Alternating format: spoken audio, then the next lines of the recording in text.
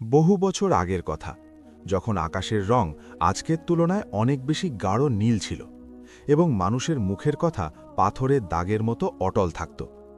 এটা সেই সময় ছিল যখন মানুষ প্রদীপের আলোয় মনের অবস্থা পড়ে নিতে পারত এবং বাতাসের আজানের প্রতিধ্বনি আত্মাকে শান্তি দান করত। অরবের মরুভূমির মাঝে একটি পুরনো শহর আবাদ ছিল, যার নাম ছিল রায়ান, যা নিজের খেজুর এবং আতরের সুগন্ধের জন্য বিখ্যাত ছিল। কিন্তু এই শহরের জাঁকজমক থেকে দূরে জনশূন্য প্রান্তরের কোলে একটি বস্তি ছিল, যেখানে গরিবদের কাঁচা ঘরবাড়ি ছিল। এই ঘরগুলোর মধ্যে একটি জরাজীর্ণ কুঁড়ে ঘরে বিলাল নামের এক ব্যক্তি থাকত। বয়স ৩৫-এর কাছাকাছি, গায়ের রং শ্যামলা, কিন্তু চেহারায় এক অদ্ভুত নূর, যা শুধু সেই সব মানুষের চেহারায় থাকে যারা রাতে উঠে নিজের রবের সামনে চোখের জল ফেলে। বিলাল পেশায় একজন তাঁতি ছিল, যে সারাদিন নিজের পুরনো তাঁতে বসে গালিচা বুনত। সুতোর মাঝে তার আঙুলগুলো এমনভাবে চলত যেন কোনো যন্ত্রী বাদ্যযন্ত্র বাজাচ্ছে, কিন্তু তার নিজের জীবনের সুতোগুলো জট পাকিয়েছিল। বিলালের কাছে দুনিয়াবি সম্পদের নামে শুধু একটি ছেঁড়া চাদর আর কয়েকটা মাটির পাত্র ছিল, কিন্তু তার সিনা বা বুকের ভেতরে যে হৃদয় স্পন্দিত হতো তা সাবার বা ধৈর্য এবং শুকরের বা কৃতজ্ঞতার খাজানায় ভরপুর ছিল। সে যখনই সুতো ছিঁড়ত তখনই তার মুখে থাকত আলহামদুলিল্লাহ, এবং যখন গিট জুড়ত তখন বলতো সুবহান আল্লাহ। তার স্ত্রীর নাম ছিল জয়নব, যে শহরের এক সম্ভ্রান্ত পরিবারের মেয়ে ছিল, কিন্তু সময়ের বিবর্তনে তার বাবা গরিব হয়ে গিয়েছিলেন এবং বিলালের সাথে তার বিয়ে হয়ে গিয়েছিল। শুরুর দিকে জয়নব বিলালের দারিদ্র্যকে নিজের ভাগ্য মেনে নিয়ে গ্রহণ করে নিয়েছিল, কিন্তু রায়ান শহরের বাতাসে এক অদ্ভুত বিষ ছিল, দেখানোর বিষ। বিলালের প্রতিবেশী হিসেবে একজন সওদাগর থাকত, যার নাম ছিল হামিদ। হামিদের রেশমের ব্যবসা ছিল এবং তার বাড়িটি পাকা ইট আর মার্বেল পাথর দিয়ে তৈরি ছিল, যার উঁচু দেওয়ালের আড়াল থেকে সুস্বাদু খাবারের সুগন্ধ আসত, যা জয়নবের ধৈর্যের পরীক্ষা নিত। জয়নব, যে একসময় বিলালের ঘামের উপার্জনে খুশি হতো, সে এখন ধীরে ধীরে বদলে যাচ্ছিল। তার চোখে ভালোবাসার জায়গায় হাহাকার আর বিলালের প্রতি ঘৃণা জায়গা করে নিয়েছিল। এক সন্ধ্যায় যখন বিলাল সারা দিনের পরিশ্রমের পর বাড়ি ফিরল, তখন তার হাতে শুধু খেজুর আর শুকনো রুটি ছিল।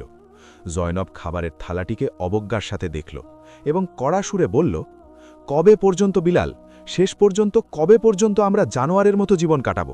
দেখো হামিদের স্ত্রীকে, আজ সে রেশম থেকে আনানো রেশমি পোশাক পরেছে, আর আমার শরীরে এই তালি দেওয়া কাপড়গুলো আমার যৌবনকে নিয়ে উপহাস করছে।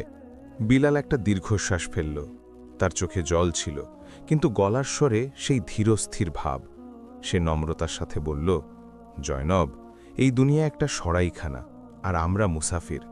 যা তকদিরে আছে তা সময়ের আগে পাওয়া যায় না, আর যা নসিব বা ভাগ্যে আছে তা কেউ কেড়ে নিতে পারে না। আল্লাহ নিজের বান্দাদের অভাব দিয়ে পরীক্ষা করেন যে কে তার ইচ্ছায় সন্তুষ্ট থাকে। জয়নব বিরক্ত হয়ে উঠল। সে রুটির টুকরোটা আছাড় দিয়ে ফেলল এবং চিৎকার করে বলল, থামাও এই সান্ত্বনার কথাগুলো। এই আধ্যাত্মিক কথা দিয়ে পেট ভরে না বিলাল।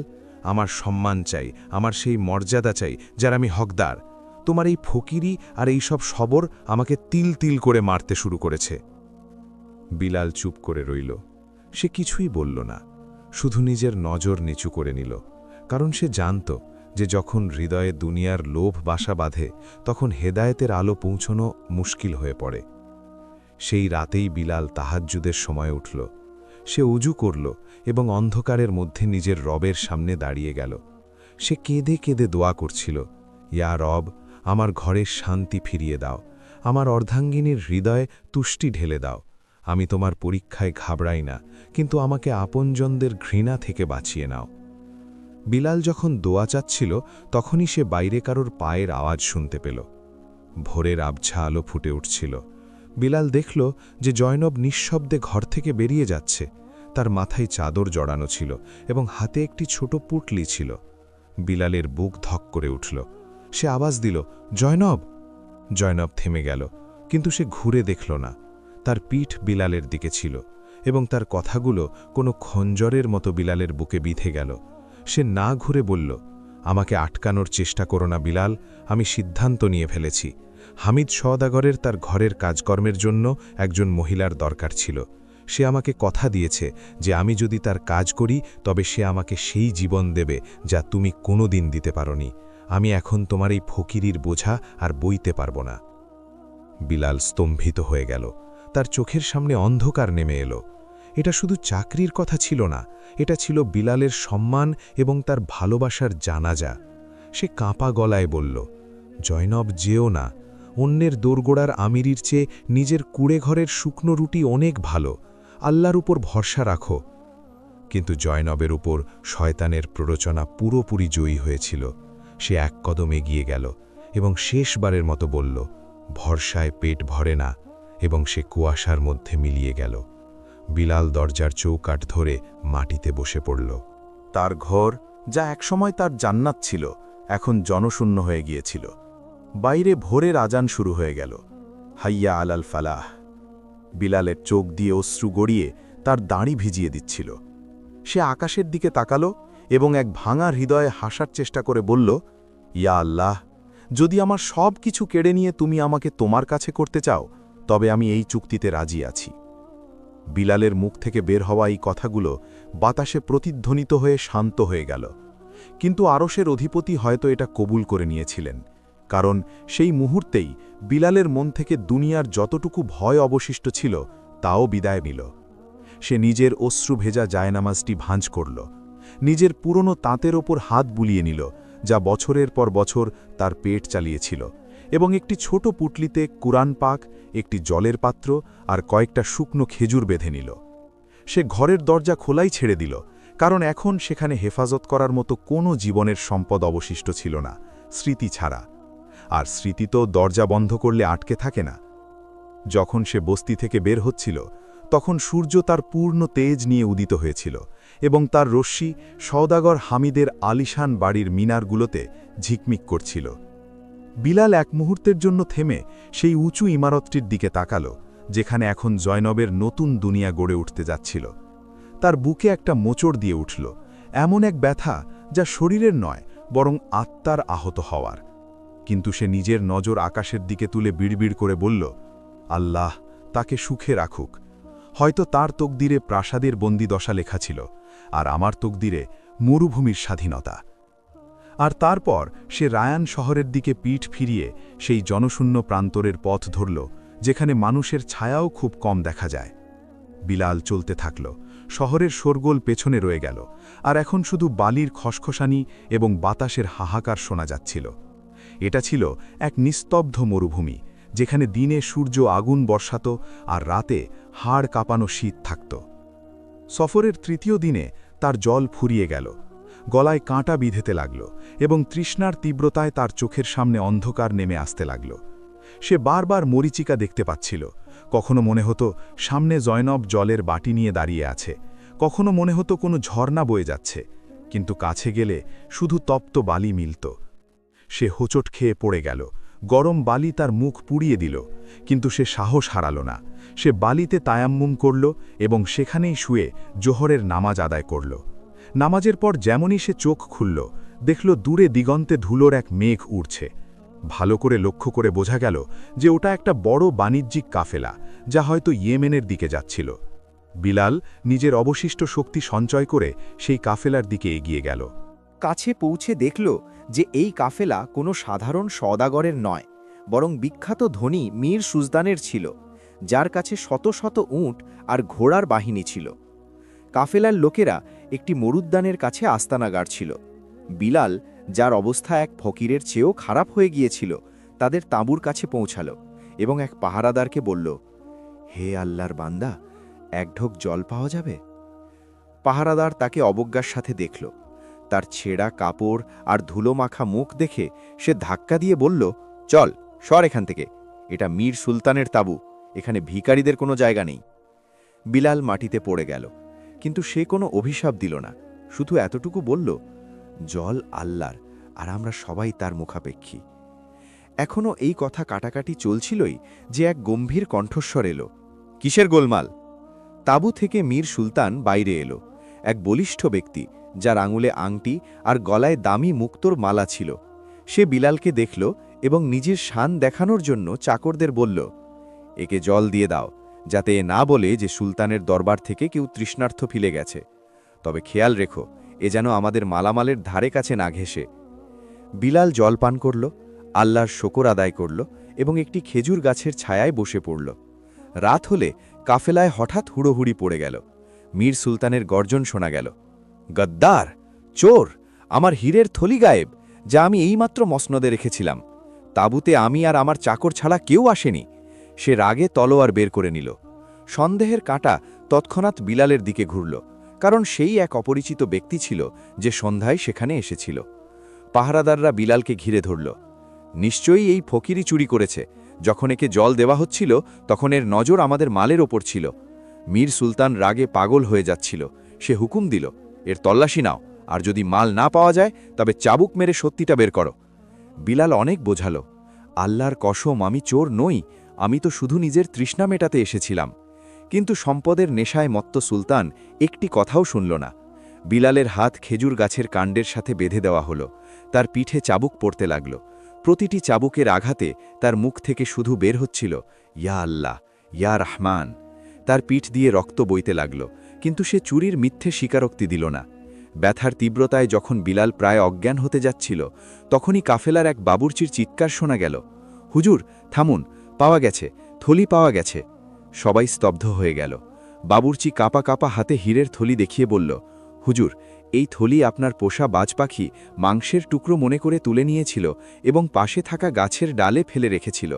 এখন আমি চাঁদের আলোয় কিছু একটা চকচক করতে দেখলাম তো বুঝতে পারলাম। মীর সুলতানের হাত থেকে চাবুকটি খসে পড়ে গেল। পুরো কাফেলা লজ্জার সাগরে ডুবে গেল। এক নির্দোষ নামাজি এবং মুসাফিরের ওপর জুলুম করার ভয় সবার চেহারায় ছিল। সুলতান দৌড়ে বিলালের কাছে এলো। সে নিজের হাতে দড়ি খুলল এবং কাঁদতে কাঁদতে বিলালের পায়ে পড়ে গেল। আমাকে ক্ষমা করে দাও মুসাফির, আমার সম্পদ আমাকে অন্ধ করে দিয়েছিল, আমি গুনাহগার। বিলাল ব্যথায় কোকাতে কোকাতে তাকে তুলল। তার চেহারায় এখনও সেই নুরানি চমক ছিল। সে সুলতানের চোখের জল মুছে দিল এবং হাসি মুখে বলল, ক্ষমা আমার কাছে নয়, সেই রাব্বুল আলামিনের কাছে চাও মীর সুলতান, যিনি আজ তোমাকে এই শিক্ষা দিলেন যে পোশাকের ফকিরি মানেই ঈমানের অভাব নয়। আমি তোমাকে ক্ষমা করলাম কারণ আমি চাই না কেয়ামতের দিন আমার কারণে তোমার ওপর কোনো প্রশ্ন উঠুক। এটা শুনে সুলতান আরও লজ্জিত হল। সে সোনার মোহর ভর্তি একটি থলি বিলালের দিকে বাড়িয়ে দিল। এটা তোমার কষ্টের ক্ষতিপূরণ, গ্রহণ করো। বিলাল থলিটিকে হাত দিয়ে সরিয়ে দিল এবং বলল, আমার সওদা আমার রবের সাথে হয়ে গিয়েছে। যদি আমি তোমার কাছ থেকে দাম নিয়ে নিই তবে আমার সাবার বিক্রি হয়ে যাবে। এই বলে বিলাল নিজের পুরনো ঝোলাটি তুলে নিল এবং খুঁড়িয়ে খুঁড়িয়ে অন্ধকার মরুভূমির দিকে চলতে শুরু করল। সুলতান আর তার পুরো কাফেলা মূর্তির মতো তাকে ততক্ষণ দেখতে থাকল যতক্ষণ সে চোখের আড়াল না হল। সেই রাতে মীর সুলতান নিজের রেশমি বিছানায় নয় বরং মাটিতে শুয়ে রাত কাটাল। বিলাল তো চলে গিয়েছিল, কিন্তু সে সুলতানের হৃদয়ে এমন এক আলো জ্বালিয়ে দিয়ে গিয়েছিল যা হীরের চমকের চেয়েও অনেক বেশি দামি ছিল। মীর সুলতানের কাফেলা থেকে দূরে যাওয়ার পর বিলাল নিজের পথ বদলে নিল। এখন তার সফর কোনো মানুষের জনপদের দিকে ছিল না, বরং এমন এক এলাকার দিকে ছিল যার কথা মুসাফিররা শুধু ভয়ঙ্কর গল্পে উল্লেখ করত। এই সফর কয়েক সপ্তাহ ধরে চলল। তার পায়ের তলা ক্ষতবিক্ষত হয়ে গিয়েছিল এবং তার পুরনো চটিগুলো অনেক আগেই বিদায় নিয়েছিল। এখন সে খালি পায়ে সেই জমিতে হাঁটছিল যেখানের মাটিও কালো ছিল আর পাথরও মিশমিশে কালো। টানা কয়েকদিনের সফরের পর দিগন্তে ধোঁয়ার ঘন মেঘ দেখা গেল। এটা ছিল শাহকোট শহর, যাকে মানুষ ধোঁয়ার বস্তিও বলত। এই শহর কোনো সাধারণ শহরের মতো ছিল না। এখানে না খেজুরের বাগান ছিল, না জলের নহর। এখানে শুধু বড় বড় চুল্লি ছিল, লোহার কারখানা ছিল আর আকাশছোঁয়া চিমনি ছিল, যা দিনরাত কালো ধোঁয়া উগড়াত। শহরের দেয়ালে কালি জমেছিল এবং এখানকার বাসিন্দাদের চেহারায় এক অদ্ভুত উদাসীনতা আর কঠোরতা ছিল। এখানকার বাতাসে ফুলের বদলে পোড়া কয়লা আর গলিত লোহার গন্ধ ছিল। বিলাল যখন শহরের বিশাল লোহার দরজা দিয়ে প্রবেশ করল, তার মনে হল সে যেন কোনো কবরস্থানে কদম রেখেছে, যেখানে মানুষ জীবিত তো ছিল কিন্তু তাদের আত্মা মরে গিয়েছিল। কেউ এই অপরিচিত মুসাফিরের দিকে তাকিয়েও দেখল না। সবাই নিজের যান্ত্রিক জীবনে মগ্ন ছিল। সূর্য ডুবছিল, কিন্তু ধোঁয়ার কারণে আকাশে লাল আভার বদলে এক মেটে রঙের অন্ধকার ছেয়েছিল। বিলাল খিদে আর তৃষ্ণায় কাতর ছিল, কিন্তু সে কারো সামনে হাত পাতল না। সে এমন এক জায়গার সন্ধানে ছিল যেখানে সে নিজের পরিশ্রমে রুটির টুকরো রোজগার করতে পারে। চলতে চলতে সে শহরের একেবারে শেষ প্রান্তে পৌঁছালো, যেখানে একটি খুব পুরনো এবং বিশাল কামারশালা ছিল। দোকানের ভেতর থেকে হাতুড়ির এমন জোরানো শব্দ আসছিল যেন কোনো যুদ্ধ চলছে। বিলাল ভেতরে উঁকি দিল।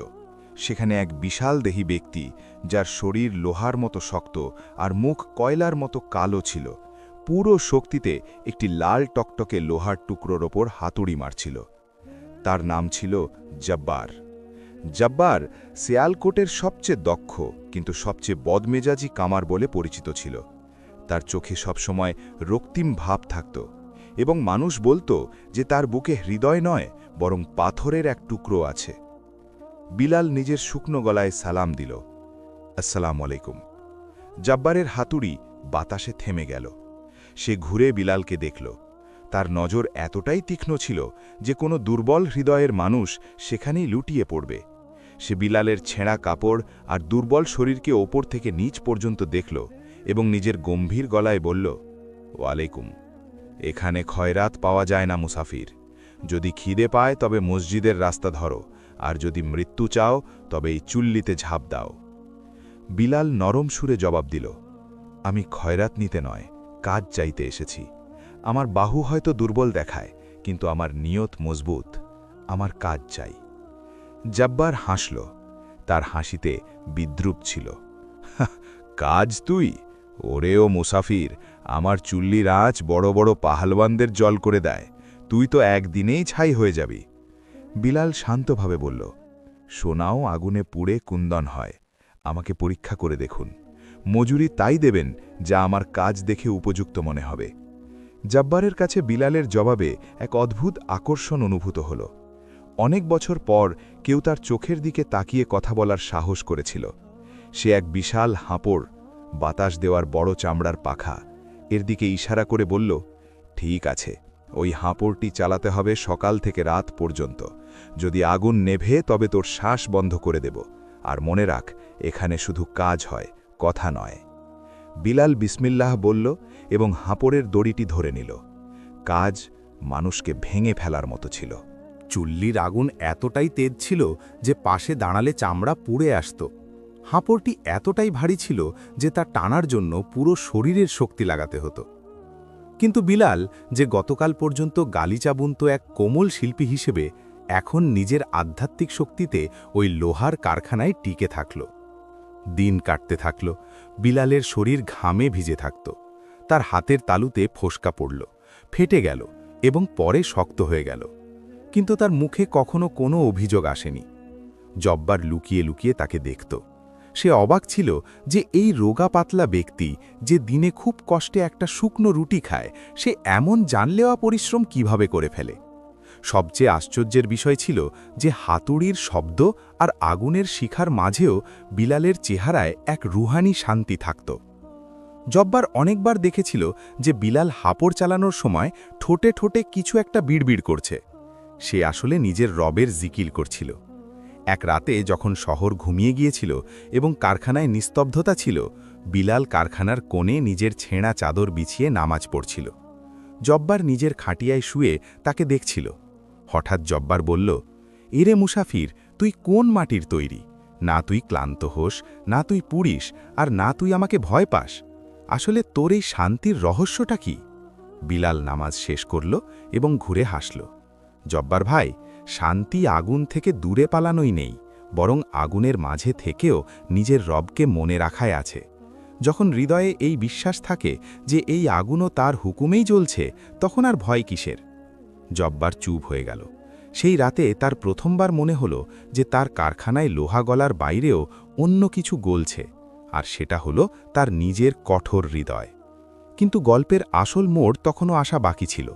জব্বারের দোকানের পেছনে একটি তেহখানা বা ভূপাতিত ঘর ছিল, যার দরজা সবসময় একটি ভারী শিকল আর বড় তালা দিয়ে বন্ধ থাকত। জব্বার বিলালকে কড়া নির্দেশ দিয়েছিল যে সে যেন কখনো ওই দরজার কাছে না যায়। কিন্তু প্রায়ই রাতের নিস্তব্ধতায় ওই ঘর থেকে অদ্ভুত সব আওয়াজ আসত, কখনো কারোর কান্নার, কখনো শিকলের ঝনঝনানি, আর কখনো দেওয়াল আছড়ানোর। একদিন জব্বার কোনো কাজে লোহার চালানের খনির দিকে গিয়েছিল। দুপুরের সময় ছিল এবং বিলাল নিজের কাজ করছিল। তখনই ঘর থেকে এক জোরালো চিৎকার শোনা গেল, যেন কেউ চরম যন্ত্রণায় আছে। জল, জল! আওয়াজটি এতটাই বেদনাদায়ক ছিল যে বিলাল আর থাকতে পারল না। জব্বারের মানা করা নিজের জায়গায়, কিন্তু এক তৃষ্ণার্তের ডাকে না যাওয়া বিলালের ঈমানের বিরুদ্ধে ছিল। সে দেখল যে তালার চাবিটি জব্বার তাড়াহুড়ো করে নিজের গদিতে ভুলে ফেলে গিয়েছিল। বিলাল কাঁপা হাতে চাবিটি তুলল এবং ঘরের দিকে এগিয়ে গেল। দরজাটি ভারী আওয়াজে খুলে গেল। ভেতরে ঘুটঘুটে অন্ধকার আর ভ্যাপসা গন্ধ। যখন বিলালের চোখ অন্ধকারের সাথে মানিয়ে গেল, তখন সে যা দেখল তাতে তার আত্মা কেঁপে উঠল। ঘরের কোণে শিকল দিয়ে বাঁধা এক যুবক ছেলে মাটিতে পড়ে আছে। তার চুল এলোমেলোভাবে বড় হয়ে আছে, জামাকাপড় শতচ্ছিন্ন, আর শরীরে অগণিত ক্ষতচিহ্ন। এ আর কেউ নয়, জব্বারের একমাত্র ছেলে কাসিম, যার সম্পর্কে শহরবাসী মনে করত সে বহু বছর আগেই মারা গিয়েছে। কাসিম বিলালকে দেখল তো ভয় পেয়ে দেওয়ালের সাথে লেপটে গেল। আমাকে মেরো না বাবা, আমাকে মেরো না, আমি সত্যি বলেছিলাম, আমি শুধু সত্যি বলেছিলাম। সে পাগলের মতো বিড়বিড় করতে লাগল। বিলালের চোখে জল এসে গেল। সে ধীরে ধীরে এগিয়ে গেল, নিজের জলের পাত্র থেকে এক পেয়ালা জল ভরল এবং কাসিমের ঠোঁটে ধরল। কাসিম এক নিঃশ্বাসে জল পান করল এবং তারপর বিলালকে বিস্ময়ের সাথে দেখতে লাগল। তুমি বাবার সাথে ন? না আমার ভাই, আমি শুধু এক মুসাফির। বিলাল তার ক্ষতগুলো নিজের চাদরের টুকরো দিয়ে পরিষ্কার করতে করতে জিজ্ঞেস করল, তোমার সাথে এই ব্যবহার, আর তাও তোমার নিজের বাবার হাতে? কাসিমের চোখে এক অদ্ভুত চমক ছিল, পাগলামির নয়, বরং এক গভীর রহস্যের। সে বিলালের হাত ধরে ফিসফিস করে বলল, বাবার খারাপ নন, বাবা ভয় পেয়ে আছেন। ওনার মনে হয় যে আমার কথা এই শহরকে জ্বালিয়ে দেবে। মুসাফির, এই শহরের শাসক শাহ এ জুলমাত হুকুম দিয়েছেন যে যেই আশা বা আলোর কথা বলবে তাকে হত্যা করা হবে। আর আমি স্বপ্ন দেখি মুসাফির, আমি এমন এক ভোরের স্বপ্ন দেখি যেখানে এই ধোঁয়ার মেঘ কেটে যাবে। বিলাল বুঝতে পারল এই ছেলেটি পাগল ছিল না, বরং সে ছিল এমন এক বিদ্রোহী যে অন্ধকারের বস্তিতে আলোর কথা বলার সাহস করেছিল। আর জব্বার কোনো জালেম বাবা নয়, বরং একজন নিরুপায় বাবা ছিল, যে নিজের ছেলেকে জালেম বাদশার তলোয়ার থেকে বাঁচানোর জন্য দুনিয়ার চোখে তাকে মৃত আর নিজের চোখে পাগল ঘোষণা করে এই ঘরে বন্দী করে রেখেছিল। বিলাল যখন এই বাস্তবতা বোঝার চেষ্টা করছে, তখনই হঠাৎ পেছন থেকে দরজা সজোরে খুলে গেল। সেখানে জব্বার দাঁড়িয়েছিল। তার বিশাল শরীর রাগে কাঁপছিল, হাতে একটি লোহার তপ্ত লড়ার, চোখে হিংস্রতা। তুই আমার আমানতে খেয়ানত করলি মুসাফির! জব্বার গর্জে উঠল, তার আওয়াজে ঘর কেঁপে উঠল। আমি বলেছিলাম এই দরজা খুলবি না, এখন তোকের খেসালত দিতে হবে। জব্বার পুরো শক্তিতে বিলালের দিকে ধেয়ে এলো। কাসিম চিৎকার করল, না বাবা, এ তো নেক মানুষ! কিন্তু জব্বারের রাগ সপ্তম আকাশে ছিল। তার ভয় ছিল যে বিলাল তার রহস্য শহরে ফাঁস করে দেবে এবং বাদশার সিপাহীরা তার ছেলেকে নিয়ে যাবে। বিলাল নিজের জায়গা থেকে নড়ল না। সে না তো বাঁচার চেষ্টা করল আর না পালালো। সে শুধু নিজের শান্ত নজর দিয়ে জব্বারকে দেখল এবং ধীর অথচ মজবুত গলায় বলল, জব্বার, সন্তানকে মৃত্যু থেকে বাঁচানোর জন্য তাকে জ্যান্ত কবর দিয়ে দেওয়া, এটা কি সেই রবের উপর ভরসা না করার সাজা নয়, যিনি অন্ধকার গর্তেও পোকাকে খাবার পৌঁছে দেন? জব্বারের হাত বাতাসেই থেমে গেল। তপ্ত রডটি তার হাতে কাঁপতে লাগল। এই কথাগুলো সরাসরি তার সেই ক্ষতে লাগল যা সে বছরের পর বছর লুকিয়ে রেখেছিল। পরিবেশে এক নিস্তব্ধতা নেমে এলো। ঘরের স্যাঁতসেঁতে বাতাসে বিলালের ঈমান আর জব্বারের ভয়ে মুখোমুখি ছিল।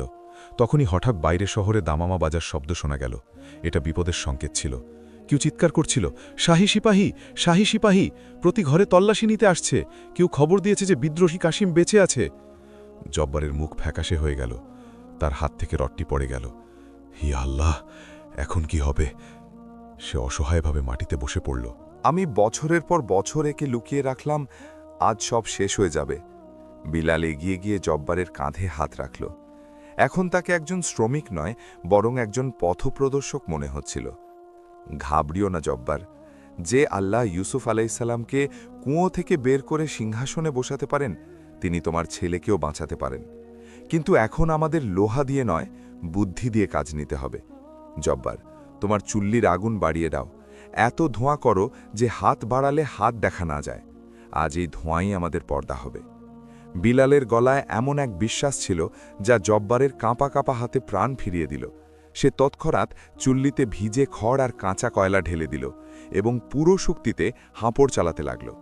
দেখতে দেখতে সেই কারখানা, যা আগে থেকেই অন্ধকারে ছিল, এখন এক ঘন এবং দম বন্ধ করা কালো ধোঁয়ার সাগরে ডুবে গেল। বিলাল এই ধোঁয়ার আড়ালে কাসিমকে তুলল এবং লোহার ভাঙাচোড়ার পেছনে রাখা একটি বড় এবং খালি জলের কুণ্ডে নামিয়ে দিল, যার ওপর সে লোহার পুরনো শিকল আর ফেলে দেওয়া চাদর দিয়ে দিল, যাতে কারো সন্দেহ না হয়। কাসিম যখন নিজের শ্বাস আটকে রেখেছিল, তখনই লোহার ভারী দরজা একটি জোরালো শব্দে খুলে গেল এবং শাহী সিপাহীদের দল ভেতরে প্রবেশ করল। তাদের হাতে নাঙ্গ তলোয়ার ছিল আর চেহারায় নেকাব।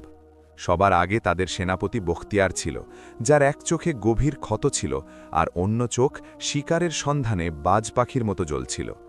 ভেতরে কদম রাখতেই সিপাহীদের দম বন্ধ হতে লাগল। তারা কাশতে লাগল। বখতিয়ার নিজের নাকে কাপড় রেখে গর্জে জিজ্ঞেস করল, এটা কি তামাশা জব্বার? তুই পুরো শহরে ধোঁয়া ছড়িয়ে দিয়েছিস? তুই কি শাহী বাহিনীকে অন্ধ করতে চাস? জব্বারের হৃৎস্পন্দন গলায় এসে ঠেকে গিয়েছিল, তার জিভ তালুর সাথে আটকে গিয়েছিল। কিন্তু তখনই ধোঁয়ার মেঘ চিরে বিলালের শান্ত এবং গম্ভীর কণ্ঠস্বর ভেসে এলো, ক্ষমা চাচ্ছি সেনাপতি মহোদয়, আমরা স্যাফ আওলাদ তৈরি করছিলাম এবং কারিগররা জানেন যে আসল ইস্পাতকে ততক্ষণ গড়া যায় না যতক্ষণ তাকে ধোঁয়া আর অন্ধকারের কোলে না পাকানো হয়। বখতিয়ার অবাক হয়ে গেল। সে ধোঁয়ার মধ্যে থেকে ভেসে আসা বিলালের চেহারাকে দেখল, যা ঘাম আর কালিতে মাখা ছিল, কিন্তু তার চোখে ভয়ের লেশ মাত্র ছিল না। বখতিয়ার ধীরে ধীরে এগিয়ে এলো। তার তলোয়ারের ডগা বিলালের বুক থেকে মাত্র 1 ইঞ্চি দূরে ছিল। সে সন্দেহ ভরা নজরে জিজ্ঞেস করল, তুই কে? জব্বার তো একা কাজ করে, আর তোর কথা বলে দিচ্ছে তুই এই অভাগা বস্তির নস। বিলাল নজর না নামিয়েই জবাব দিল, আমি একজন মুসাফির। রুজিস তালাশ আমাকে এখানে নিয়ে এসেছে, আর লোহার প্রকৃতি বোঝা আমার কাজ। বখতিয়ার এক হুঙ্কার ছাড়ল এবং নিজের সিপাহীদের ইশারা করল, তল্লাশি নাও, কোনায় নয় খুঁজে দেখো। আমি খবর পেয়েছি যে সেই পাগল বিদ্রোহী এখানেই কোথাও লুকিয়ে আছে। সিপাহীরা ভাঙচুর শুরু করল। তারা লোহার সিন্দুক উল্টে দিল, বস্তার ভেতরে বল্লম ঢুকিয়ে দেখল। জব্বারের শ্বাস আটকে ছিল। সে জানত যে যদি একজন সিপাহীও ওই জলের কুণ্ডের কাছে যায়, তবে সব শেষ হয়ে যাবে। একজন সিপাহী ওই কুণ্ডের কাছে পৌঁছাল। সে নিজের তলোয়ারের ডগা দিয়ে কুণ্ডের অপর থাকা চাদরটি সরাতে চাইল। কাসিম ভেতরে নিজের হৃৎস্পন্দন নিয়ন্ত্রণে রাখার চেষ্টা করছিল। মৃত্যু ছিল মাত্র 1 নিঃশ্বাসের দূরত্বে। ঠিক সেই মুহূর্তে বিলাল ইচ্ছে করে নিজের হাত থেকে একটি ভারী হাতুড়ি লোহার একটি বড় পাতের ওপর ফেলে দিল। ঠং করে এক কান ফাটানো আওয়াজ প্রতিধ্বনিত হল, যা সবার মনোযোগ নিজের দিকে টেনে নিল। সিপাহীটি চমকে পেছনে সরে এলো। বখতিয়ার রাগে বিলালের দিকে ধেয়ে এলো, বদমাইশ, তুই এটা ইচ্ছে করে করলি। বিলাল ক্ষমা চেয়ে বলল, হাত পিছলে গিয়েছে হুজুর, ঘামের কারণে ধরার দুর্বল হয়ে গিয়েছিল। বখতিয়ার রাগে চারদিকে তাকালো। ধোঁয়ার কারণে কিছুই পরিষ্কার দেখা যাচ্ছিল না এবং সিপাহীদের দম বন্ধ হয়ে আসছিল। সবকিছু ঠিক থাকলে বলো, আমি এর পরের অংশ লিখব। না হলে তুমি কি চাও যে আমি অন্য কোনো গল্পের অনুবাদ করি? তুমি যা বলবে আমি তাই করব। সে ঝমটে উঠে বলল, এখানে কেউ নেই। মনে হয় মুখবীর, সংবাদদাতা ভুল খবর দিয়েছিল। এই জব্বার তো নিজেই নিজের আগুনে পুড়ছে, এ আবার কাউকে আশ্রয় দেবে কি করে? যেতে যেতে বখতিয়ার জব্বারকে সতর্ক করে দিল, যদি জানতে পারি তুই শাহী হুকুমের বিরুদ্ধে কোনো ইঁদুরকেও আশ্রয় দিয়েছিস, তবে এই চুল্লিতে লোহার জায়গায় তোকে গলিয়ে দেব। এরপর সে তার দলের সাথে বাইরে বেরিয়ে গেল। দরজা বন্ধ হতেই জব্বার মাটিতে পড়ে গেল। তার পুরো শরীর ঘামে ভিজে একাকার। সে কাঁপতে কাঁপতে বলল, হে খোদা, এটা কোনো মোজেজা ছিল। আমার মনে হয়েছিল আজ আমার শেষ দিন। বিলাল দ্রুত কুণ্ড থেকে কাসিমকে বের করল। কাসিমের মুখ ধোঁয়ায় কালো হয়ে গিয়েছিল, কিন্তু সে বেঁচে ছিল। বিলাল গম্ভীর হয়ে বলল, জব্বার ভাই, এখন শকর আদায় করার সময়, কিন্তু উৎসব করার নয়। বখতিয়ার খালি হাতে গিয়েছে ঠিকই, কিন্তু তার সন্দেহ শেষ হয়নি। সে নিশ্চয়ই পাহারাদার বসিয়ে গিয়েছে। আমরা আর বেশি সময় এখানে থাকতে পারব না। ভোর হওয়ার আগেই আমাদের এই অন্ধকারের বস্তি থেকে বের হতে হবে। কাসিম দুর্বল গলায় বলল, কিন্তু শহরের 4টি দরজাই বন্ধ এবং দেয়ালে পাহারা আছে, আমরা কিভাবে বের হব? বিলাল কাসিমের চোখের দিকে তাকালো এবং এক অদ্ভুত বিশ্বাসের সাথে বলল, যখন জমিনের রাস্তা বন্ধ হয়ে যায়, তখন আল্লাহ এমন কোনো রাস্তা খুলে দেন যা কল্পনাতেও আসে না। এই কারখানায় কি কোনো পুরনো পথ, কোনো নর্দমা বা কোনো সুড়ঙ্গ নেই যা শহরের বাইরে যায়? জব্বার কিছু ভাবল এবং তারপর তার চোখে চমক এলো। হ্যাঁ, একটা রাস্তা আছে। নোংরা জল বের হওয়ার পথ, যা বহু বছর আগে বন্ধ করে দেওয়া হয়েছিল, ওটা সরাসরি শহরের প্রাচীরের নিচ দিয়ে গিয়ে জঙ্গলে বের হয়েছে। কিন্তু সেই পথ খুব বিপজ্জনক। সেখানে বিষাক্ত পোকা আর দুর্গন্ধময় কাদা আছে। আর শুনেছি সেই সুড়ঙ্গ এখন দুর্বল হয়ে গিয়েছে, যে কোনো সময় ধসে পড়তে পারে। বিলাল নিজের পুঁটলি তুলে নিল এবং বলল, বিষাক্ত পোকা থেকে বাঁচা সম্ভব, কিন্তু জালিম বাদশাহের বিষ থেকে নয়। এটাই আমাদের পথ। চলো, আল্লাহর নাম নাও। তিনজন মিলে সুড়ঙ্গের মুখ থেকে পাথর সরালো। এক দুর্গন্ধময় আর ঘুটঘুটে অন্ধকার পথ তাদের সামনে মুখ খুলে দাঁড়িয়েছিল। এটা স্বাধীনতার পথ ছিল নাকি মৃত্যুর, তা কেউ জানত না। কিন্তু বিলালের তাওয়াক্কুল, আল্লাহর উপর ভরসা, তাদের সেই অন্ধকারে কদম রাখার সাহস জোগাল। আর এইভাবে একজন মুসাফির, একজন কামার আর একজন বিদ্রোহী শাহজাদা স্যারকোটের মাটির নিচে এক নতুন এবং ভয়ঙ্কর সফরে বেরিয়ে পড়ল। এই সফর জমিনের বুকে নয়, বরং শহরের নারীর ভেতর দিয়েছিল। সুড়ঙ্গের মুখটি যেন কোনো ক্ষুধার্ত হিংস্র পশুর খোলা মুখ ছিল, যা শতাব্দীর দুর্গন্ধ আর নীরবতাকে নিজের ভেতরে জমিয়ে রেখেছিল। যেমনই তারা সেই সরু আর পিচ্ছিল পথে পা রাখল, এক ভয়ঙ্কর পচা গন্ধ তাদের অভ্যর্থনা জানাল। বাতাস এতটাই ভারী আর বিষাক্ত ছিল যে শ্বাস নেওয়াও কোনো আজাবের চেয়ে কম ছিল না। এটা নোংরা জলের নিকাশি পথ ছিল, যা মানুষ ভুলে গিয়েছিল। কিন্তু এখানকার দেওয়ালগুলো আজও সেই নোংরা অপবিত্রতার সাক্ষী দিচ্ছিল, যা শহরের মানুষের শরীর থেকে নয়, বরং তাদের আত্মা থেকে বেরিয়েছিল। বিলাল সবার আগে ছিল। তার হাতে একটি মশাল ছিল, যা সে পুরনো কাপড় আর তেলে ভিজিয়ে বানিয়েছিল। কিন্তু এখানকার অক্সিজেন এতটাই কম ছিল যে আগুনের শিখাও দম হারাত আর বারবার নিভু নিভু হতো। তার পেছনে কাসিম ছিল, যে প্রতিটি পদক্ষেপে হোঁচট খাচ্ছিল। আর সবার শেষে জব্বার, যে এক পাহাড়ের মতো নিজের ছেলের সুরক্ষার জন্য ঢাল হয়ে দাঁড়িয়েছিল। হাঁটু পর্যন্ত কাদা আর আবর্জনার মধ্যে ডুবে তারা এগিয়ে যাচ্ছিল। পায়ের নিচে কখনো ভাঙা ইট আসত, তো কখনো মরা পশুর হাড়, যা মরমর করে ভাঙলে নিস্তব্ধতায় এক ভয়ঙ্কর প্রতিধ্বনি সৃষ্টি করত। সুড়ঙ্গের ভেতরের অন্ধকার শুধু আলোর অনুপস্থিতি ছিল না, বরং এটি ছিল এক জীবন্ত অস্তিত্ব, যা তাদের সাহস নিংড়ে নিচ্ছিল। কিছুক্ষণ চলার পর কাসিমের শ্বাস ফুলতে লাগল। জব্বার দ্রুত এগিয়ে গিয়ে নিজের ছেলেকে ধরে ফেলল।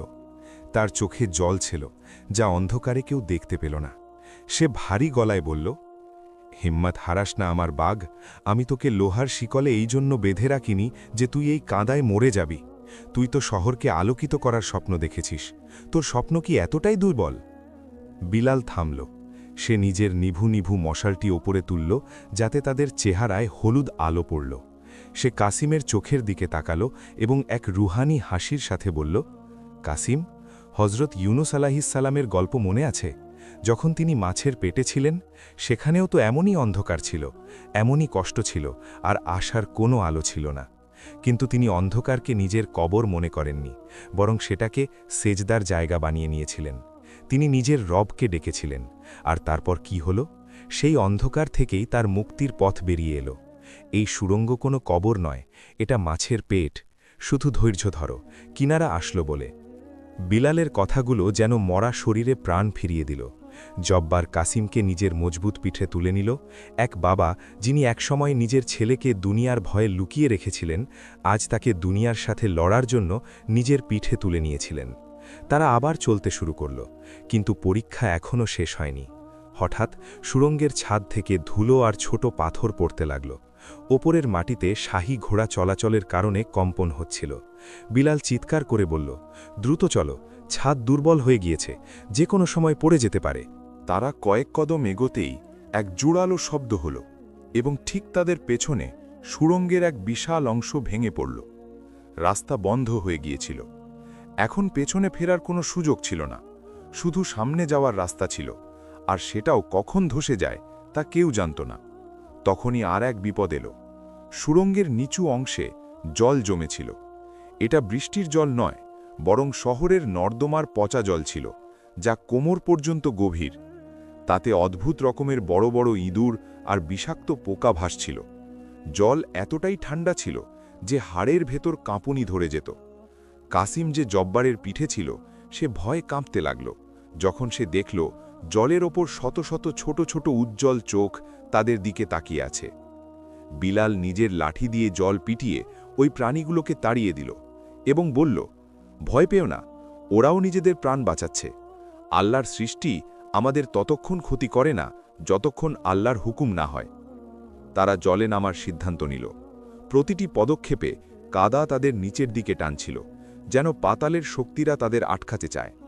জব্বারের দম আটকে আসছিল। কাসিমের ওজন আর কাদার মরণ কামড় তার শক্তি ভেঙে দিচ্ছিল, কিন্তু সে থামল না। সে প্রতিটি কদমে ইয়া আল্লাহ বলতো আর এগিয়ে যেত। ঘণ্টার পর ঘণ্টা সফরের পর যখন তাদের মনে হলো যে এবার তাদের শক্তি ফুরিয়ে গিয়েছে এবং এই অন্ধকার কোনোদিন শেষ হবে না, তখনই বিলাল বাতাসের দিকে তাকালে বদল অনুভব করল। পচা গন্ধের জায়গায় এখন ভিজে মাটি আর বুনো ঘাসের মিষ্টি সুবাস আসছিল। বাতাস! বিলাল চিৎকার করে উঠল, তাজা বাতাস! আমরা পৌঁছে গিয়েছি। সামনে দূরে একটি ছোট্ট বিন্দু দেখা গেল, যা হালকা চাঁদের আলো ছিল। তারা পাগলের মতো সেই আলোর দিকে ছুটল। যখন তারা সুড়ঙ্গের মুখ থেকে বাইরে বেরোল, তারা কাদা আর ময়লায় মাখামাখি হয়েছিল, কিন্তু তাদের ফুসফুসে যে বাতাস গেল তা স্বাধীনতার বাতাস ছিল। তারা একটি ঘন এবং জনশূন্য জঙ্গলের মাঝে বেরোয়েছিল, যেখানে বিশাল বিশাল গাছ আকাশ ছুঁয়েছিল আর চাঁদ পূর্ণ তেজে ঝিকমিক করছিল। তিনজন সেখানেই ঘাসের উপর শুয়ে পড়ল। জব্বার কাসিমকে মাটিতে শুইয়ে পাগলের মতো তার মুখ চুম্বন করতে লাগল। তুই বেঁচে আছিস আমার বাচ্চা, তুই বেঁচে আছিস। বাবা ছেলের মিলনের এই দৃশ্য দেখে বিলালের চোখও ভিজে গেল।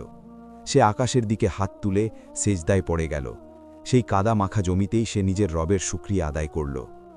কিছুক্ষণ জিরিয়ে নেমার পর তারা পাশেই বয়ে চলা এক ঝর্ণার কাছে গেল। তারা নিজেদের শরীর থেকে সেই ময়লা আর দুর্গন্ধ ধুয়ে ফেলল, যা সাহকোটের চিহ্ন ছিল। বিলাল যখন অজু করল আর মুখ ধুইল, জলের শীতলতা তার ক্লান্তি অনেকখানি কমিয়ে দিল। কিন্তু এখন এক নতুন প্রশ্ন তাদের সামনে ছিল, যাব তো যাব কোথায়? কাশিম, যে এখন একটু ভালো বোধ করছিল, জঙ্গলের গভীরে ইশারা করে বলল, বিলাল ভাই, বাবা, আমি বইয়ে পড়েছিলাম যে এই জঙ্গলের ওই পারে ওয়াদিয়ে নূর, অর্থাৎ আলোকিত উপত্যকার পথ আছে, যেখানে পুরনো আমলের দরবেশরা থাকত। কিন্তু মানুষ বলে এই জঙ্গলে মায়াবী ছায়া বাস করে।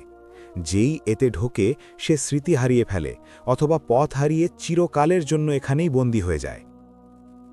জব্বার নিজের কুঠারটি, যা সে কারখানা থেকে সাথে এনেছিল, সেটি শক্ত করে ধরল এবং বলল, আমরা মৃত্যুর মুখ থেকে ফিরে এসেছি কাশিম, এখন ছায়াকে ভয় কিসের? যতক্ষণ আমার বাহুতে জোর আছে, তোকে কোনো আঁচ লাগতে দেব না। কিন্তু বিলাল চুপ ছিল। সে জঙ্গলের পরিবেশ অনুভব করছিল। সেখানে এক অদ্ভুত নীরবতা ছিল, এমন নীরবতা যা ঝড়ের আগে থাকে। সে গম্ভীর হয়ে বলল, কাশিম ঠিকই বলছে, এই জঙ্গল সাধারণ নয়। এখানকার গাছগুলোও এমন মনে হচ্ছে যেন নিজেদের মধ্যে কথা বলছে। আমাদের খুব সাবধানে চলতে হবে। এখানে শত্রু তলোয়ার নিয়ে নয়, বরং বিভ্রম হয়ে আসবে। তারা সফর শুরু করল। জঙ্গল এতটাই ঘন ছিল যে চাঁদের আলো খুব কষ্টে মাটিতে পৌঁছাচ্ছিল। ঝোপঝাড়ের কাঁটা তাদের কাপড় ছেড়ে দিচ্ছিল। চলতে চলতে তাদের মনে হতে লাগল যে কেউ তাদের পিছু নিচ্ছে। কখনো শুকনো পাতা ভাঙার আওয়াজ আসত, তো কখনো বাতাসে খসখসানি হতো। জব্বার বারবার পেছনে ফিরে দেখত, কিন্তু সেখানে কেউ থাকত না। হঠাৎ কাশিম থামল এবং একটি গাছের দিকে ইশারা করে চিৎকার করে উঠল, বাবার, দেখো! তারা দেখল এক বিশাল বটগাছের ওপর কিছু অদ্ভুত চিহ্ন আঁকা আছে।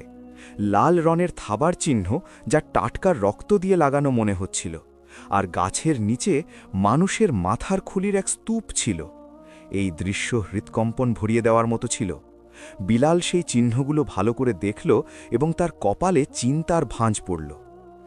এটা হারিয়ে যাওয়া গোত্রের সীমানা, বিলাল নিচু গলায় বলল। আমি শুনেছিলাম যারা স্যাকোঠের জুলুম থেকে পালাতো আর ধরা পড়ত না, তারা এই জঙ্গলে এসে বুনো হয়ে যেত। তারা নিজেদের মানবতা ছেড়ে দিয়েছে এবং এখন তারা প্রতিটি অপরিচিত মানুষকে নিজেদের শত্রু মনে করে।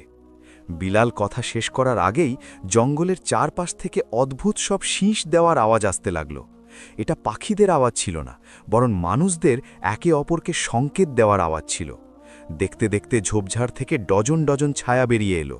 তাদের শরীরে পশুর চামড়া ছিল, মুখ রং দিয়ে আঁকা, আর হাতে পাথর আর হাড়ের তৈরি হাতিয়ার ছিল। তারা বিলাল, জব্বার আর কাসিমকে 4 পাশ থেকে ঘিরে ফেলল।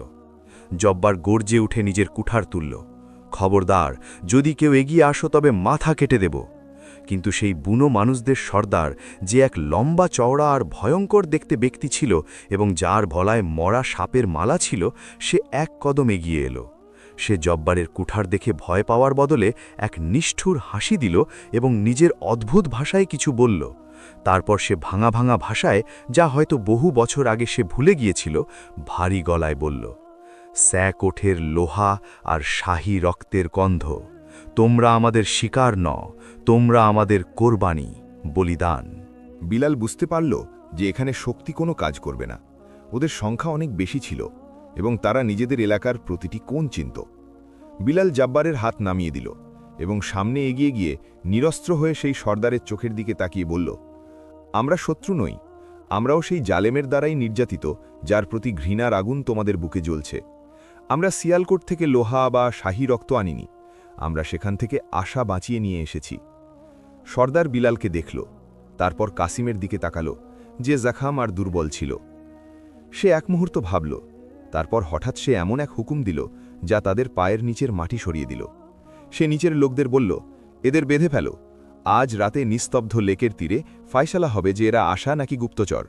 যদি গুপ্তচর বের হয় তবে কুমিরের পেট ভরবে, আর যদি সত্যি মাজলুম হয় তবে এদের ওই পারে যাওয়ার অনুমতি মিলবে যেখান থেকে কেউ ফিরে আসে না।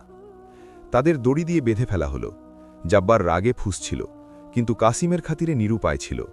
বিলাল তখনও শান্ত ছিল, তার তাওয়াক্কুল তখনও টলেনি। তাদের জঙ্গলের আরও গভীর অংশে নিয়ে যাওয়া হলো, যেখানে একটি লেক ছিল যার জল কুচকুচে কালো ছিল এবং যাতে কোনো ঢেউ উঠছিল না।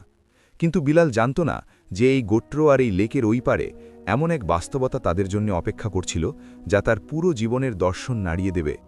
সেখানে তাদের এমন এক ব্যক্তির সাথে দেখা হওয়ার কথা ছিল যার সম্পর্কে দুনিয়া মনে করত সে কেবল একটি উপকথা।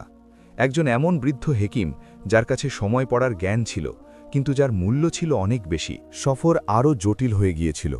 স্যাকোটের অন্ধকার তো পেছনে পড়ে গিয়েছিল, কিন্তু জঙ্গলের এই রহস্যময় অন্ধকার তার চেয়ে অনেক বেশি গভীর আর পুরনো ছিল। নিস্তব্ধ লেকের তীরে মশাল জ্বলছিল, যার শিখা বাতাসে কোনো নাগিনের মতো দুলছিল। গোত্রের লোকেরা, যাদের মুখ রং করা ছিল আর চোখে হিংস্রতা ছিল, এক বিশাল গোল হয়ে জমা হয়েছিল। মাঝে বিলাল, জব্বার আর কাসিম হাঁটু গেড়ে বসেছিল। তাদের হাত দড়ি দিয়ে পেছনে বাঁধা ছিল। সামনে লেকের জল এতটাই কালো আর স্থির ছিল যে তাতে তাকালে নিজের আত্মার প্রতিচ্ছবিও ডরাবোনা মনে হতো। জলের ওপর নড়াচড়া হলো এবং বেশ কিছু বড় বড় কুমিরের মুখ দেখা গেল, যারা নিজেদের শিকারের অপেক্ষায় ছিল। গোত্রের সর্দার তার হাড়ের তৈরি মালাটি শক্ত করে ধরল এবং একটি পাথরের খঞ্জর বাতাসে ঘোরাল। সে নিজের গম্ভীর আওয়াজে বলল, এই অপরিচিতদের আত্মায় স্যাকোটের বিষ আছে। যদি আমরা এদের জ্যান্ত ছাড়ি তবে এই বিষ আমাদের জঙ্গলকেও মেরে ফেলবে। লেকের দেবতা ক্ষুধার্থ, এদের ওনার হাতে তুলে দাও। দুজন হৃষ্টপুষ্ট বুনো মানুষ কাসিমকে ধরে তুলে লেকের দিকে টেনে নিয়ে যেতে লাগল। কাসিম চিৎকার করতে চাইল, কিন্তু ভয়ে তার গলা আটকে গেল। জব্বার দড়ি ছিঁড়তে ছটফট করতে লাগল, আমার ছেলেকে ছেড়ে দাও, আমাকে মেরে ফেলো, কিন্তু ওকে ছেড়ে দাও। তার চিৎকার নিস্তব্ধতা চিড়ে ফেলল, কিন্তু সেই পাষাণ হৃদয়ের মানুষদের ওপর কোনো প্রভাব পড়ল না। বিলাল নিজের চোখ বন্ধ করে নিল। মৃত্যু সামনে দাঁড়িয়েছিল, কিন্তু তার মন তখনও তার রবের সাথে যুক্ত ছিল। সে ধীর কিন্তু মজবুত গলায় কলমা শাহাদাত পড়তে শুরু করল। ঠিক সেই সময় যখন কাসিমকে জলে ধাক্কা দেওয়া হতে যাচ্ছিল, জঙ্গলের সবচেয়ে ঘন অংশ থেকে এক আওয়াজ এলো। এমন এক আওয়াজ যা কোনো বিজলি কড়কড়ানির মতো নয়, বরং পুরনো পাহাড়ের ঘর্ষণের মতো ভারী আর গম্ভীর ছিল। থামো। সবাই মূর্তির মতো দাঁড়িয়ে রইল। সর্দারের হাত বাতাসেই থেমে গেল। লেকের তীরের ঘন গাছের আড়াল থেকে এক বৃদ্ধ বাইরে এলেন। ওনার কোমর ঝুঁকে গিয়েছিল, দাড়ি মাটি ছুঁই করছিল, আর চোখে একটি পট্টি বাঁধা ছিল। উনি অন্ধ ছিলেন, কিন্তু উনি কোনো সাহায্য ছাড়াই এমনভাবে হাঁটছিলেন যেন জঙ্গলের প্রতিটি ধূলিকণা ওনাকে পথ করে দিচ্ছে। ইনি সেই পীরে দানেশ যার সম্পর্কে দুনিয়া মনে করত তিনি কেবল এক কেচ্ছা কাহিনী। সর্দার তৎক্ষণাৎ মাথা নত করল। বাগা বুজুর্গ, শ্রদ্ধেয় বৃদ্ধ, এরা অপরিচিত গুপ্তচর। বৃদ্ধ হাত তুললেন আর সর্দার চুপ হয়ে গেল। তিনি সরাসরি বিলালের কাছে এলেন। তিনি নিজের জ্যোতিহীন চোখ বিলালের চেহারার দিকে ফেরালেন এবং একটি দীর্ঘশ্বাস নিলেন। তারপর তিনি কাঁপা গলায় বললেন, আমি এখানে বারুদ বা লোহার গন্ধ পাচ্ছি না সর্দার, আমি এখানে আতারে ইউসুফির সুগন্ধ পাচ্ছি। এটা সেই সুগন্ধ যা শুধু তখনই তৈরি হয় যখন কোনো বান্দা কুয়োর অন্ধকারেও নিজের রবের হাত ছাড়ে না। বৃদ্ধ ইশারা করলেন আর দড়ি খুলে দেওয়া হলো। তিনি বিলালের কাঁধে হাত রাখলেন এবং বললেন, হে মুসাফির, তুই এখানে পথ হারিয়ে আসিসনি, তোকে সময় এখানে টেনে নিয়ে এসেছে। এই গোত্র জালিম নয়, এরা সেই সব মানুষ যাদের শায়েকোটের বাদশাহরা এতটাই অত্যাচার করেছে যে এরা নিজেদের মানবতা ভুলে জানোয়ার হয়ে গিয়েছে। এদের বিশ্বাস যে দুনিয়ায় এখনও দয়া বাকি আছে। বিলাল দাঁড়ালো, তার শরীরে ব্যথা ছিল কিন্তু আত্মায় এক নতুন শক্তি। সে দেখল যে শত শত বুনো মানুষ মশাল হাতে তাকে দেখছে। তাদের চোখে প্রশ্ন ছিল। বিলাল কোনো জাদুকরী কেরামতি দেখাল না, সে শুধু এটুকু করল যে রাতের সেই নিস্তব্ধতায় জঙ্গলের মাঝখানে নিজের রুহানি আওয়াজে আজান দিতে শুরু করল, আল্লাহু আকবার, আল্লাহু আকবার। তার আওয়াজ বাতাসের ওপর সওয়ার হয়ে জঙ্গলের কোনায় কোনায় ছড়িয়ে পড়ল। যে আওয়াজ একসময় রায়ান শহরের ছোট মসজিদে প্রতিধ্বনিত হতো, আজ তাই জনশূন্য প্রান্তরে ধ্বনিত হচ্ছিল। যেমনই বিলালের শব্দগুলো বাতাসে মিশে গেল, এক অদ্ভুত মুজেজা ঘটল। ওই বুনো মানুষরা যারা একটু আগেই একে অপরের রক্ত ঝরাতে প্রস্তুত ছিল, তাদের হাত থেকে হাতিয়ার খসে পড়ে গেল। তাদের চোখ যা কয়েক প্রজন্ম ধরে শুকনো ছিল, তা দিয়ে জল বইতে লাগল। আজানের শব্দগুলো তাদের কঠিন আত্মার ওপর হাতুড়ির মতো নয়, বরং মলমের মতো লাগছিল। তারা বুঝতে পারছিল না এটা কি, কিন্তু তারা শান্তি পাচ্ছিল, সেই শান্তি যা তারা প্রজন্মের পর প্রজন্ম অনুভব করেনি। আজান শেষ হতে হতে পুরো গোত্র হাঁটু গেড়ে বসে কাঁদছিল। সর্দার এগিয়ে এসে বিলালের হাতে চুমু খেল এবং বলল, আমাদের ক্ষমা করে দাও হে নূরওয়ালা মুসাফির, আমরা তোমাকে অন্ধকারের অংশ ভেবেছিলাম, কিন্তু তুমি তো সেই ভোর যার জন্য আমরা অপেক্ষা করছিলাম। পীরে দানিশ হাসলেন। তিনি কাসিমকে কাছে ডাকলেন, তার কপালে হাত রাখলেন এবং একটি ভবিষ্যৎবাণী করলেন, হে তরুণ, তোর কপালে বাদশাহীর রেখা নয়, বরং ন্যায়ের নূর আছে। তুই এখান থেকে যাবি, কিন্তু ফিরে আসবি তলোয়ার দিয়ে নয়, হিকমত বা প্রজ্ঞা দিয়ে। তুই সেহকোটের লোহা গলিয়ে তাকে শিকল নয়, বরং ঢাল বানাবি। এরপর বৃদ্ধ তাদের ওয়াদিয়ে নূরের পথ বাতলে দিলেন। সেই পথ লেকের ওই পারে পাহাড়ের মাঝখানের এক গোপন গিরিপথ দিয়ে যেত। তিনজন মুসাফির গোত্র থেকে বিদায় নিল। জব্বার যে এখন পর্যন্ত শুধু নিজের শক্তির ওপর ভরসা করত, এখন বুঝতে পারল যে আসল শক্তি শরীরে নয়, ঈমানে থাকে। তারা লেক পার হল, পাহাড় ডিঙালো, আর যখন সূর্যের প্রথম কিরণ ফুটে উঠল, তখন তাদের সামনে এমন এক দৃশ্য ছিল যা তাদের সব ক্লান্তি মুছে দিল। সামনে ওয়াদিয়ে নূর। এটা কোনো রূপকথার পরিদের দেশ ছিল না, বরং এক সাদামাটার সুন্দর জনপদ ছিল। সেখানকার ক্ষেতগুলো সবুজ ছিল, মানুষ নিজের কাজে মগ্ন ছিল, আর প্রতিটি চেহারায় হাসি ছিল। এখানে কোনো উঁচু প্রাসাদ ছিল না, কিন্তু প্রতিটি ঘরের দরজা খোলা ছিল। বাতাসে ফুলের সুগন্ধ আর কুরআনের তেলাওয়াতের আওয়াজ মিশেছিল। এই জায়গাটি সেই জান্নাতের ছায়া ছিল যা জমিনে নেমে এসেছে। বিলাল, জব্বার আর কাসিমকে এমনভাবে অভ্যর্থনা জানানো হলো যেন তারা হারিয়ে যাওয়া ভাই। তারা থাকার জন্য ঘর, পড়ার জন্য পরিষ্কার কাপড় আর কাজ করার জন্য সম্মানের জায়গা পেল। বছর কেটে গেল, ঋতু বদলাল। কাসিম ওয়াদিয়ে নূরের মাদ্রাসায় তালিম হাসিল করল। সে শিখল যে শাসন ভয় দিয়ে নয়, ইনসাফ বা বিচার দিয়ে করা হয়। বৃদ্ধের কথা মতো 10 বছর পর কাসিম আবার স্যাকোট ফিরে গেল। এবার সে বিদ্রোহী হিসেবে নয়, বরং একজন পথ প্রদর্শক হয়ে গেল। স্যাকোটের জনতা, যারা জুলুমে অতিষ্ঠ হয়ে গিয়েছিল, তারা তার সাথে যোগ দিল। এক ফোঁটা রক্ত না ঝরিয়েই জালেম বাদশাহর তখত উল্টে গেল। কাসিম লোহার চুল্লির জায়গায় স্কুল আর বাগান তৈরি করালো। স্যাকোট এখন দারুল আমান হয়ে গিয়েছিল। জব্বার বৃদ্ধ হয়ে গিয়েছিল, কিন্তু তার বাহু এখনও লোহার মতোই মজবুত ছিল। সে ওয়াদিয়ে নূরে থেকে গরিবদের জন্য ঘর বানালো আর চাষবাসের সরঞ্জাম তৈরি করল। তার কঠিন হৃদয় এখন মোমের মতো হয়ে গিয়েছিল। সে প্রায়ই বিকেলে বসে বাচ্চাদের বিলালের গল্প শোনাত। আর বিলাল?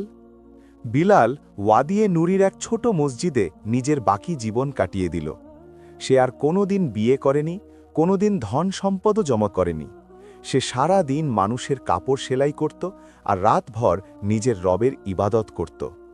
একদিন রাইয়ান শহর থেকে এক ক্লান্ত সওদাগর ওয়াদিয়ে নূর এলো। সে বিলালের সাথে দেখা করল আর কথায় কথায় জানালো, রাইয়ান শহর এখন আর আগের মতো নেই। সেখানে এক বিশাল খরা পড়েছিল। সেই যে হামিদ সওদাগর ছিল, তার ব্যবসা ধ্বংস হয়ে গিয়েছে।